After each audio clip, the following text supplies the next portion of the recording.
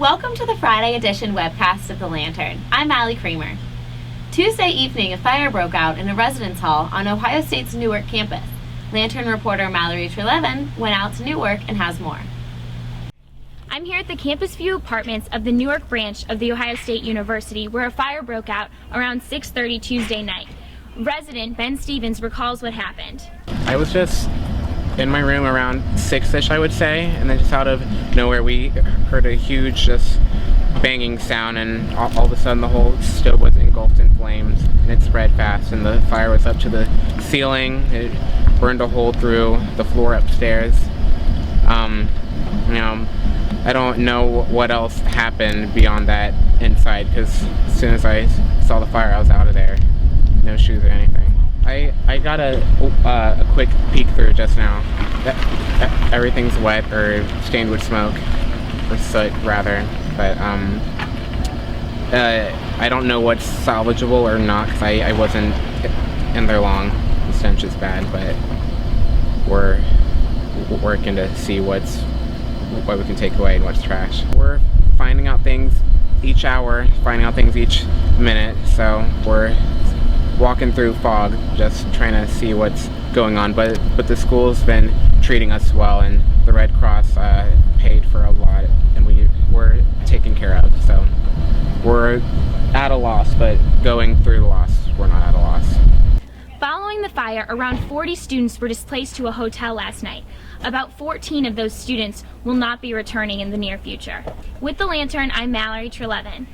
Thanks, Mallory. A Facebook group has sparked recent interest in jumping in the Olentangy River on Selection Sunday on March 13th. Third-year student Nate Kincop started the group in hopes of sparking a new school tradition. The Facebook group now has more than 1,700 attendees. Follow The Lantern for continued coverage. The undergraduate student government has been hard at work to extend the operating hours of William Oxley Thompson Library. Lantern reporter Mallory Trelevin caught up with USG President Micah Camrus with more. Recently, the undergraduate student government unanimously passed a resolution to extend Thompson Library's hours from midnight until 2 a.m. USG President Micah Camrus describes the steps taken by USG to gain support. We have students that are in class all day, that work jobs, that do student organization work, and they start studying late at night. People are up studying till 2 in the morning, 4 in the morning. Everyone has different schedules. But so we've been hearing from students all over that they want the library open later so that they can use it, and that this is our university library and should be the one that's open late. So in student government, we've been working on this project. We've been meeting with the library administration and with university administration to say that it's really critical to students that this library be open later, that they can use it longer.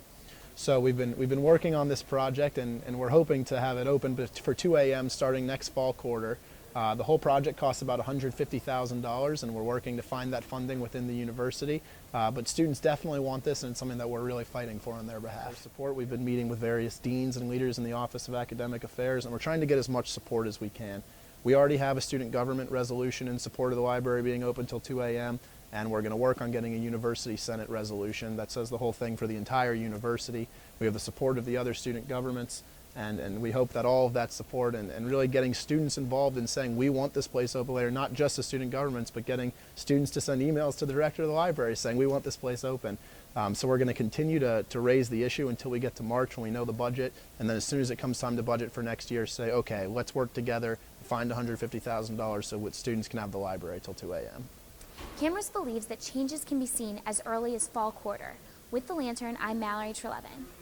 In sports, the #1 and still undefeated men's basketball team is hitting the road this weekend to face the Wisconsin Badgers. Lantern sports reporter Ben Axelrod has the story. Thanks, Allie. After beating Minnesota on Sunday, the Ohio State men's basketball team is preparing for its game on Saturday at Wisconsin, where the Buckeyes haven't won in over a decade. At 24-0, the Buckeyes basketball team is attempting to do what the football team couldn't, leave Madison, Wisconsin with its undefeated record and #1 ranking intact.